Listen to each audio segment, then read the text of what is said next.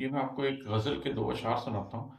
ये अशआर मोहब्बत और मोहब्बत की तशनगी के बारे में हैं और कैसे वही तशनगी फिर जब फूट पड़ती है, तो आँसुओं की एक झड़ी कैसे लग जाती है, उसके बारे में है।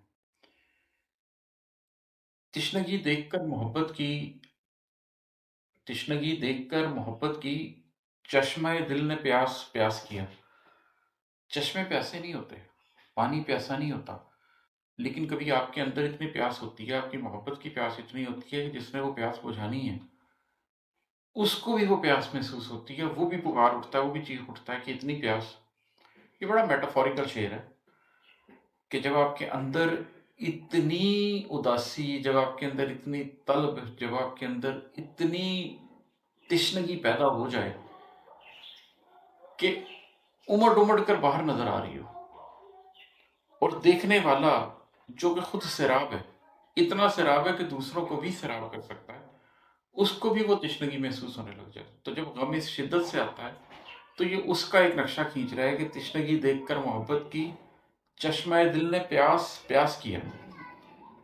और फिर जब वो तकलीफ उमड़ती है तो क्या होता है कि दिल तो एक चश्माए अलम है इमाद, जिसने सीना मेरा कटास किया। अच्छा, ये कटास क्या है?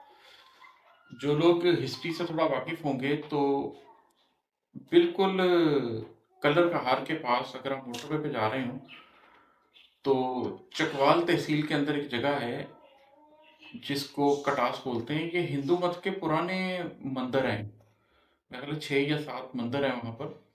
और साथ में एक छोटा-सा 2 ढाई कनाल का एक पॉन्ड है, एक तालाब है, जो हिंदू मज़हब के अंदर बड़ा सेक्रेड है।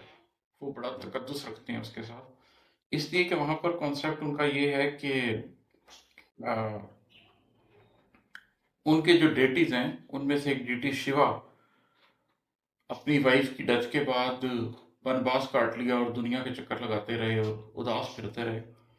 तो इस जगह पर वो रोए तो उनके आँसुओं से ये तालाब पैदा हो गया।